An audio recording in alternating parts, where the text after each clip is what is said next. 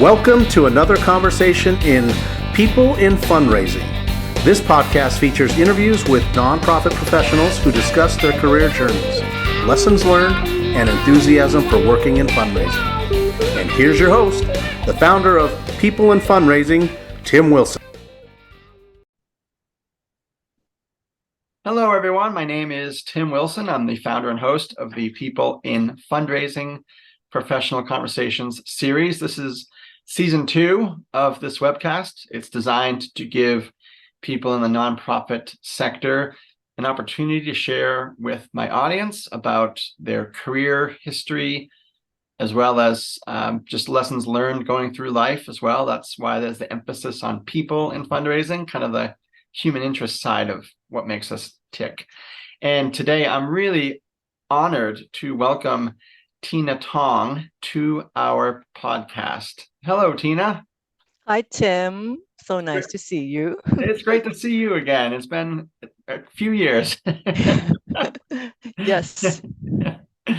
So Tina is currently the Grants and Foundations Officer at the Power Plant Contemporary Art Gallery in Toronto, Ontario, Canada. Tina, you're my first guest from Toronto, from Canada as well. So thank you for representing the Great North. Thank you for inviting me. Yes, my pleasure.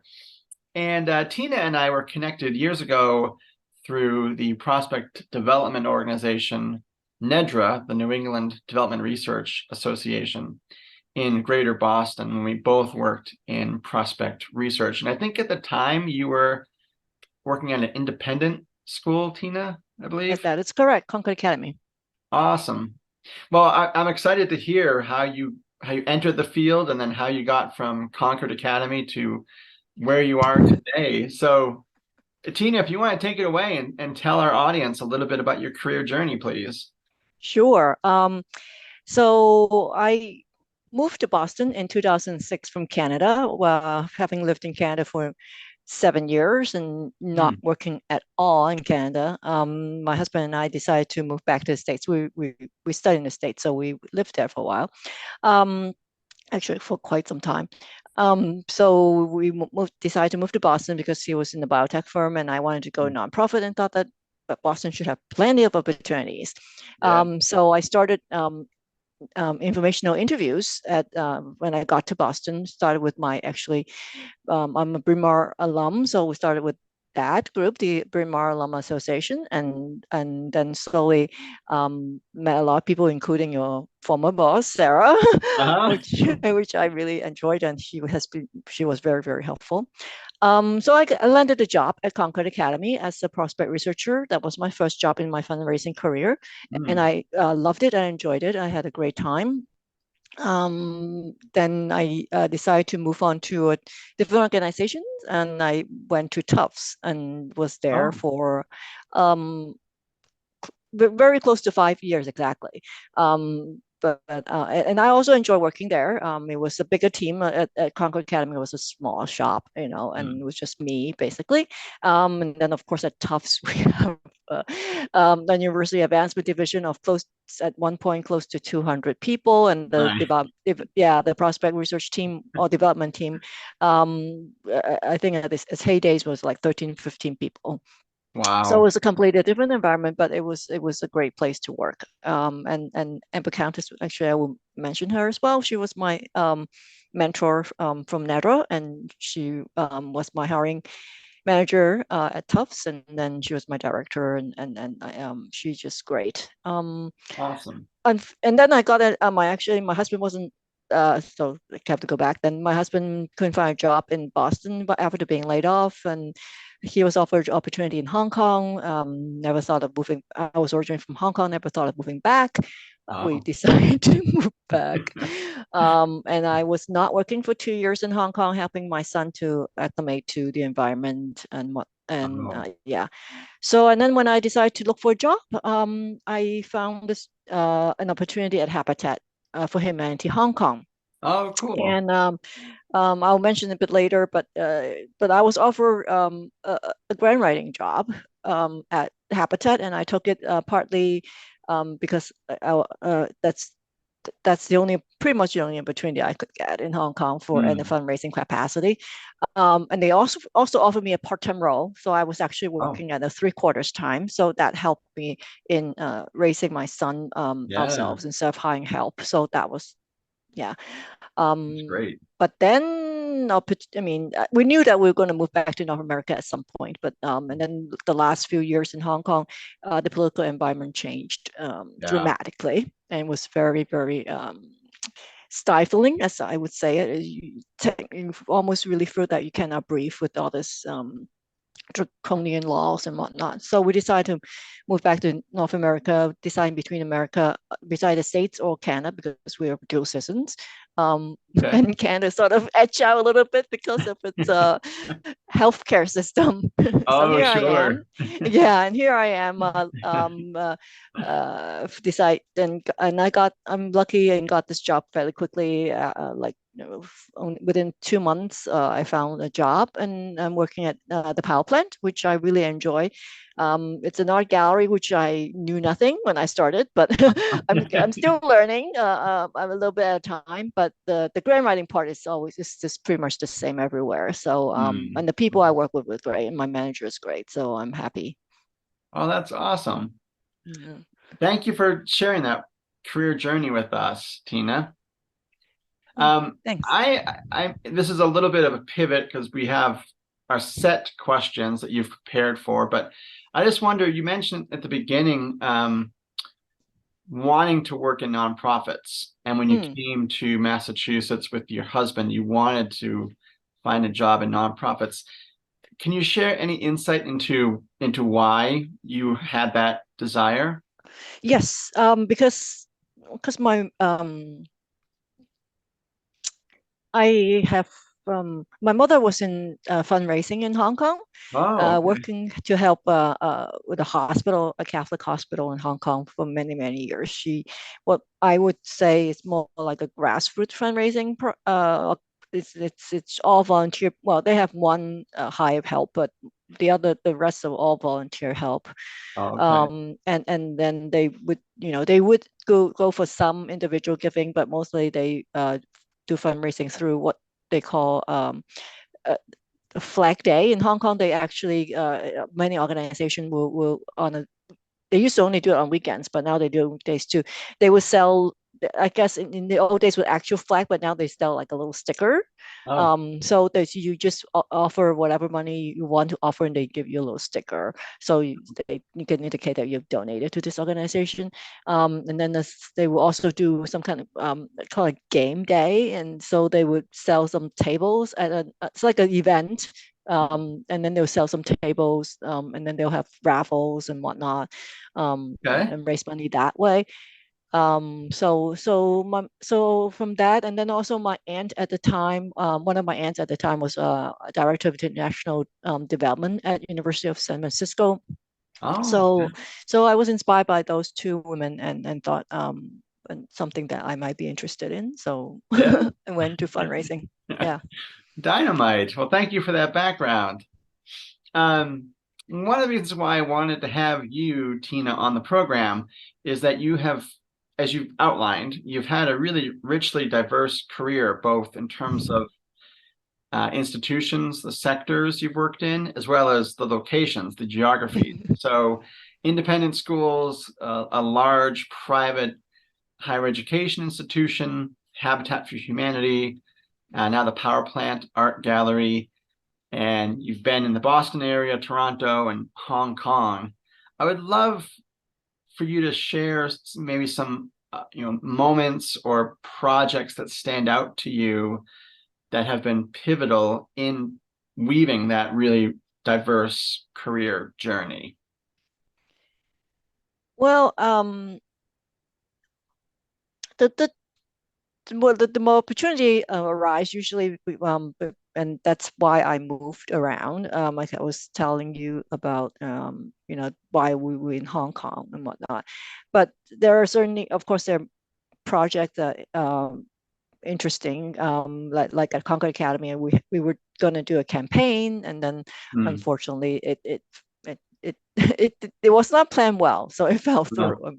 And then, of course, at Tufts, we actually had a big campaign. When I was there, and then we did that over $1 billion campaign, which was successful, which we were very happy with, because it happened during the 2008 economic downturn as well. So that was an exciting time. I came in sort of at the tail end of that campaign. And then we started, of course, right after one campaign, you will start planning for the next campaign. So I have that great experience, I think, of working at a bigger institution to have that experience. And then, of course, moving to Habitat for Humanity Hong Kong, and not knowing anything about shelter or housing issues. So it's always a learning experience, I guess. But higher education or education itself is not that bad, because I went to an independent high school, and then of course I also went to college in the States, so I know all that background already. But going to Habitat for Humanity Hong Kong, is definitely a learning curve. And then of course doing grant writing was something I haven't done before, also a learning curve, with very little resources in Hong Kong. I think that's one thing that's very different in Hong Kong, besides the development or the fundraising industry is not very developed, but there's also very little resources in Hong Kong to use for either prospect research or foundation research. So that's something, it's just really you have to have luckily there are a little bit of previous history of where they have applied before. So I did a lot of cold calling the first month of my job, just to call. Unfortunately, they don't have very good records, which we as prospect researchers knew how important they are. That's right. And, so you would call a foundation officer. Oh, I'm the new person at Habitat. And I was like, I want to talk to you about our projects, and then she said, oh, you have another colleague called before, and all that stuff. So we have like no historical record, which is bad, but it's okay. We just go from there. But we still build. Fortunately, we still build some relationship with some foundations, and some new ones that I managed to get there. So that was very, very exciting. And then eventually I took on a bigger donor, which is the Hong Kong government, which gives a lot of money to disaster relief. Habitat also does disaster relief, and so that was a very interesting donor to steward, I think, because I don't know, but the government funders are just very nitpicky, and then I had to always deal with executing countries, because this disaster usually happens in Southeast Asia. A lot of times I deal with India, so I have to talk to my colleagues in India and make sure they go through the grant according to what we need to do. So there's a lot of those going on, and those grant amounts are big. They're usually at least 6 figures each time. Sure. US dollars, 6 figures. So that's something that I have to deal with, which can come into some issues at times, but we try to manage them. And of course that now at the power plant, again, is something contemporary art, not something that I know very well. So another learning curve. But again, I was very lucky to have my team here are very cooperative, and I have a very good manager. So I'm lucky. So I'm happy here. That's wonderful. That's a great answer. Thank you, Tina. And as you were talking, I just was thinking, for the reasons we talked about, the diversity of your sectors and geographies, like just, I don't know if you regard yourself this way, but sort of like a citizen of the world, where you have worked with different populations, demographics in various locations. And I didn't know, as we were chatting beforehand, about your work with disaster relief and having to call colleagues in India. So I think that's fascinating to me. So thank you for sharing that. Well, you're welcome. And before we started recording, Tina, you mentioned the power plant is on the Toronto waterfront, and I would love for you to talk a little bit with our audience about the power plant art gallery, contemporary art gallery itself, and anything you'd like to share about that. And you've touched a little bit on your role there already, but anything else you want to share about place and role? Sure. We are a contemporary art gallery. We started in May of 1987, and we're the leading um, public art gallery devoted to presentation of contemporary art in Canada. And we are Oh, a non-collecting art gallery, so we don't have, we don't buy anything. So every time, and we have about 3 seasons every year. So we changes everything.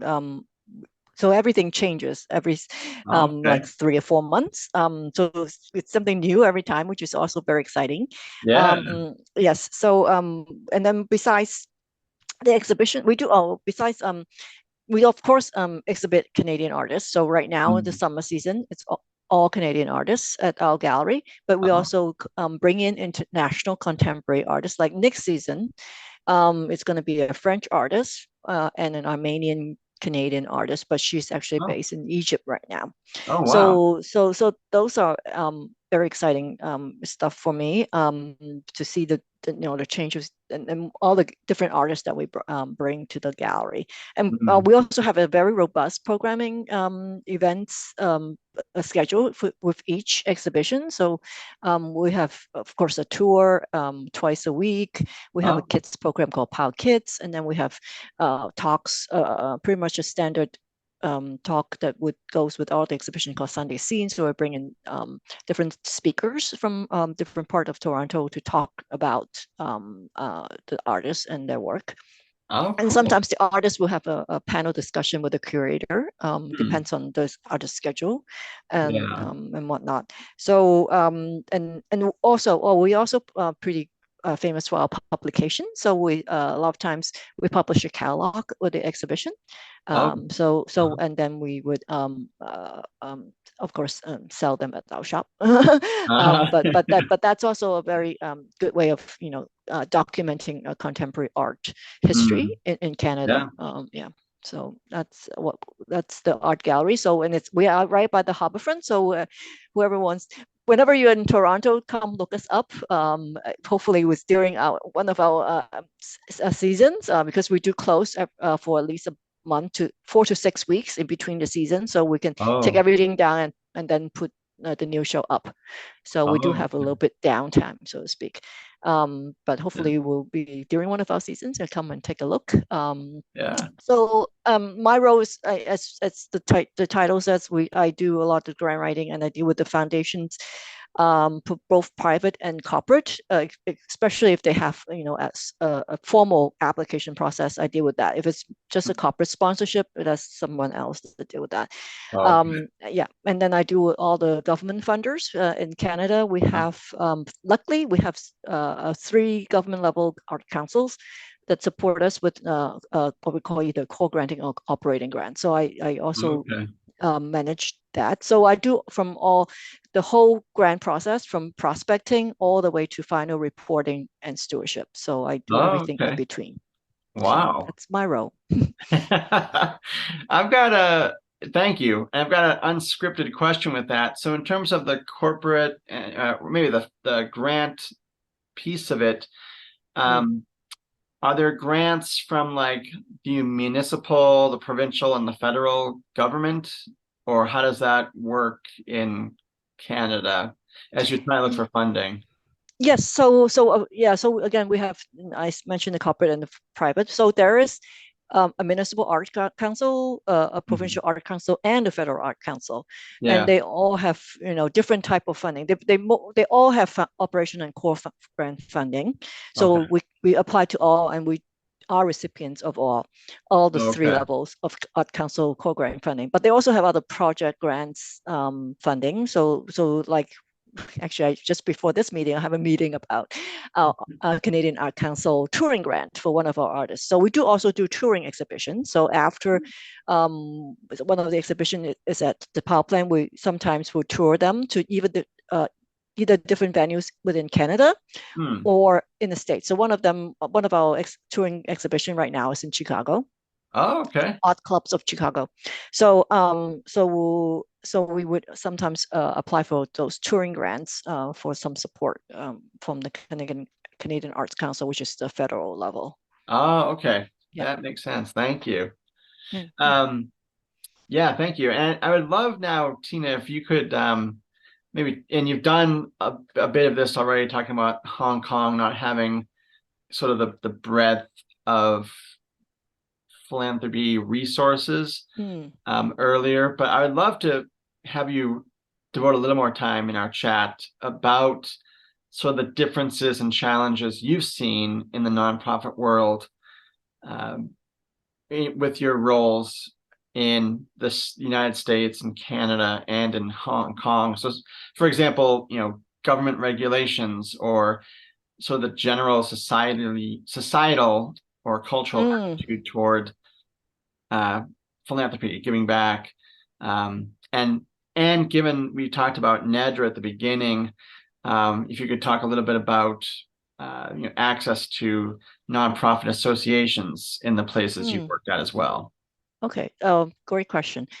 I see U.S. as the model, sales as the fundraising world, and what's going on there. I think we are Americans are very, very developed as either fundraisers or donors. We know what we're doing. And I'm very lucky that I started my career there to know exactly what's the necessary step, so to speak. And very lucky and it's, on hindsight, it's extremely scary as you know, as prospect researcher. In the States, there's a lot of information on everyone. It's if you pay for it, you almost can get anything you want. And then this in other parts of the world, even in Canada, you don't get as much access to information. So I think that's one thing that's definitely different from the States and other parts of the world, which is good or bad. I mean, for us as the prospect researcher, well, yes, we're very lucky because we can get all this information. But on the other hand, as a donor, if you know what we know about you, you'll be extremely scared. So and my son always thinks it's terrible that we know so much. So that's one thing. So again, in Hong Kong, definitely do not have that. Besides the resources, I think the government itself would not let you have so much information on an individual. It's just the way it is. And I think in Hong Kong, that definitely people are generous, I have to say, especially if there's a disaster, people will come out right away and give to, like the Red Cross or what have you. Those are the big, Red Cross is big everywhere, I suppose. So they would give money. But it's still, it's more, again, it's more like a grassroots thing, I guess, more small amount than, bigger gifts, I think. And also the private foundation is also not as developed as in the States. There are some big ones, of course, but those are sometimes not easily accessible. It's like everywhere else. I think a connection is always important. So if you know somebody there, or to get you in to talk to the program manager or the director, that'll be the best. But again, it's not so easy. I think here in Canada, it's in sort of in between, the States and Hong Kong. I mean, it's easier. We do have some subscription services. So we have iWave. I'm sure you heard of it. And then we have something called Grants Connect, not Foundation Directory or Foundation Search, but something called Grants Connect. So you do have some information on foundation, which is, thank goodness, helpful. And then there's more foundation you can find website online. So that's definitely easier on my part. But again, just like everywhere else, I think connection is key, especially with some smaller family foundation. You have to know the person to approach them to let you submit an application, that kind of thing. So professional organization, I mean, NEDRA is great. I mean, both of us served on the board, so we know it's a great organization. It's the best, I have to say.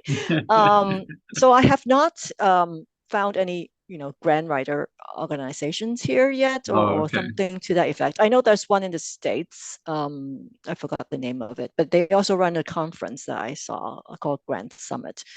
Okay. But yeah, hopefully one of these days I have enough, the organization have some money for me to attend one of those. Great. But the only other one I could think of was AFP, Oh, yeah. which do have a chapter here. Unfortunately, that's going through some tough times right now. So I've heard, yes. Yes, you have heard that too. Yes. Yeah. So hopefully it will, yeah, revitalize itself, I suppose, and hopefully it will, be more supportive to fundraiser in the industry in Canada. Yeah. So I'm looking forward to having. I mean, the issue needs to be addressed for sure. So hopefully it will be, and it will move forward to be a better Yeah. organization. Yeah, definitely. Yeah. Yeah, that's the reality of the interconnected world we live in, and work within with social media and LinkedIn. Like here I am in Utah, and I'm connected to some people in Toronto and that area, and wasn't even aware of what's happening with that particular AFP chapter, and then Right. stuff just starts bubbling up. I'm like, oh wow, that's shocking and bad and needs to be resolved. So Yes, exactly. yeah. Yes. Yeah. So yeah, it's indicator of just how connected we are, that news travels quickly and has long legs. So Yeah. yeah. Well, I've got to say, listening to you, Tina, I just have to think that it's been a really beneficial experience for you to have had different roles in different organizations of varying resource sizes, and again in different geographies. So that's really cool to have Oh, had that thank you. yeah. Thank you. um we've got about 10 minutes left, Tina, and I think I would love if we had time to address the last two questions on your questionnaire. Sure. So the first one is, if you have a professional or a personal philosophy, and if you do, how has that guided your career so far? And so, for example, a particular philosophy could be, I will seek opportunities to work at organizations that focus on environmental management or animal welfare. So anything coming to mind for you in that regard? Yes and no. I mean, it's education, of course. I was lucky to be working at, education institute when I first started my career, which it's always very important to me. Yeah. So I was lucky to work at those, and financial aid was definitely an important part. So it was good that was able to work on that and get some money in for those area. But unfortunately, I have to say, for the job in Hong Kong, was really an opportune time. Just the opportunity came up, and Habitat for Humanity, of course, is an organization that we know pretty well in the States, and so I Right. was lucky to see that opportunity, and then they offered to me. That was the only job I interviewed for, actually, when I was in Hong Kong. Okay. So just to let you know, and they when they offered to me, I just thought, yeah, I can't skip this, because well, partly also Hong Kong always has a housing issue. I don't know if you know, it's this tiny city with close to 8 million people. Well, probably fewer people now because so many people are leaving. But still, that's still a lot of people in a limited amount of space. So housing has always been an issue. So being in an organization that's focused on shelter is important as Yeah. well. And now I think the organization luckily has really moved itself into a space that they can give more feedback and be more of not an authority, but more more of an organization that can speak to better shelter, what they call that model is a decent place to live for everyone. So it's actually not exactly to that. I'm paraphrasing now. Yeah. That's all But right. it's yeah, it's that what they want. That's what they want. So I think it's Yeah. important. Um, so I'm lucky in that sense. And then here with the power plant also, um, I mean, I didn't think of working at an art gallery. It wasn't exactly something I was applying to just a whole bunch of jobs, and I saw Right. this job, and it was what I did at Habitat, and I thought maybe I can offer my experience and grow and help the organization, help myself grow as well. So that's why I applied, and at the interview, I felt like it's more suitable for me because it felt really right. I actually had 3 interviews that week, and then because my husband was still home, and he also felt that this one was more suitable for me. Oh, Just the good. dynamic during the interview makes you know exactly where you fit in better. Yeah. So it's worked out good so far. Awesome. I think that's um, right now is the model that I've been working on. But of course, I have ideally there's something that I do want to work towards, which might be the second last question. But Okay. I can jump into that as well. But what I really like is my passion is actually in human rights and civil and political rights. Okay. So I actually had a law degree and I went to law school because I wanted to be a civil rights lawyer, which I never Oh, did practice. So, but I have a lot of I want to really to do more of that area. So having at law school, I actually intern at the ACLU and I volunteer at the Human Rights Watch. okay. So those are great organizations, and I'm really hoping that eventually in part or maybe closer to the end or in one part or another during my career I will work at one of those organizations. So Oh, awesome. that's what really I want to do if possible. Yeah. Yeah. Could you do any pro bono work? You know, Oh, that's a very good question. I never thought of that. um, Maybe I should start. I think there's something similar to an ACLU organization here that can. So Human Rights Watch that don't have an office here. So, but anyway, so yeah, that's a very good point. I can start contacting them and maybe help them out, yeah. either prospect research wise, if I still have the skills. I don't really know anything. Probably many things have changed since I was a prospect researcher. But at least on your grant writing part, I can also help Yeah. out. Yeah, very good. Yeah. Yeah. Yeah, very good idea. Thank you, Tim. Yeah. Well, I feel like, I mean, you have the prospect research skills, like, the skills don't change. The industry has not evolved too drastically where Right. that would be an issue. So, not to Yeah. put more on your plate, but that was just that was just a No, thought. that's a great idea. Thank you. Yeah.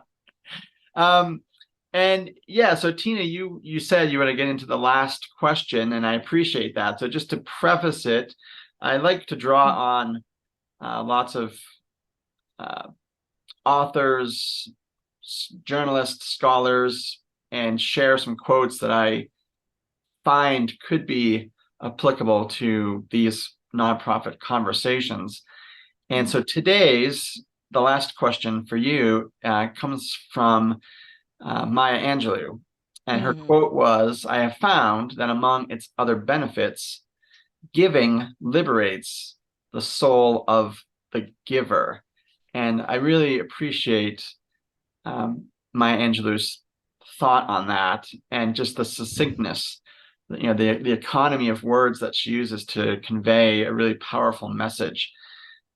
So, as you read that quote ahead of our interview and maybe considered what that means for how that resonates with your own experience in philanthropy, either as a professional or as a donor yourself, what about that sense of purpose or giving back, doing good speaks to you for causes that are near and dear to you? Of course, it's very important. And which I actually need to do more with my son to give more. But I think it's always important to give to the community. So again, going back to my passion as the human rights and civil and political rights area, I was back in my law school days, besides volunteering, interning at those organizations, I was also a president of a community-based organization in New York, Hong Kong Prospect, promoting mostly human rights and, again, civil and political rights in Hong Kong and China at the time, because it was in the early 90s, and I don't know, but the 1989 Tiananmen Square massacre happened just a few years before. Yeah. So we were very aware of the what's going on, and we really at the time Hong Kong hasn't been returned to China, so we were hoping to do whatever we can to promote Hong Kong as a better state before it got returned. So we did a lot of, we did some organized some memorial events for the Tiananmen Square massacre. We did organized some demonstration at the UN. I was lucky enough to actually organize a press conference at the UN. Oh, wow. When some of my friends from Hong Kong came for a hearing on the ICCPR signing countries have to no, they don't have to, but they have reports on to the ICCPR committee every so often. So they came and reported on that, and I organized a press conference with the help of some I guess colleagues, sort of back then with Human Rights Watch. So that was very helpful. So these are very again very dear to my heart, and I think doing those. It's important to me. It makes me feel like I'm doing something. And fortunately, I haven't done as much since then, having moved around a bit when I was in Toronto, and then moving back to Hong Kong, and then raising a family and whatnot. But so hopefully now in Toronto, there are a lot of people from Hong Kong. Hong Kong diaspora is quite large here. Okay. So hopefully hopefully I can find some organizations to volunteer my time and continue this work, which is more important right now with what's going on.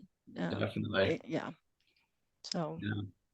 Well, that's a powerful story. Thank you, Tina, for sharing that.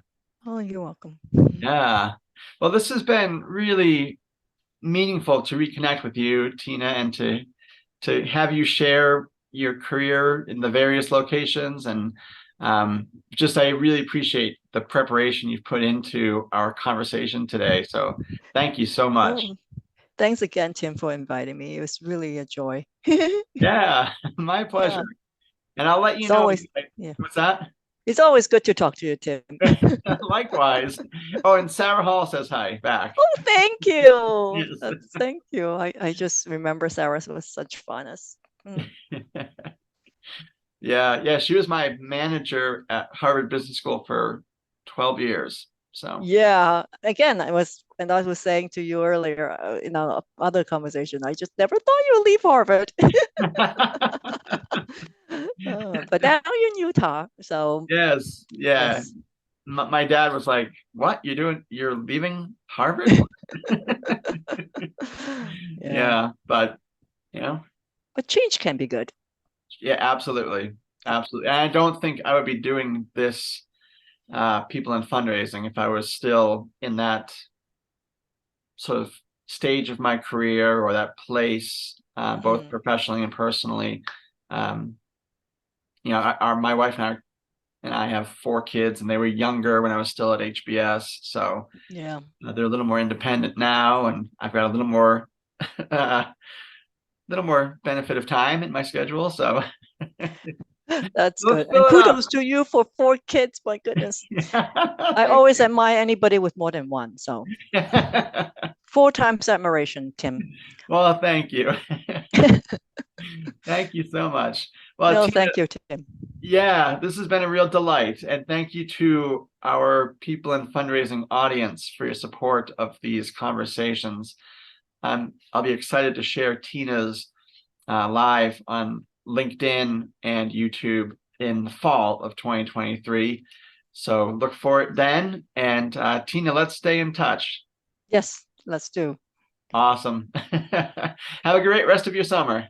Thank you, Tim. You too. Thank Thanks you. again. Bye. Bye-bye.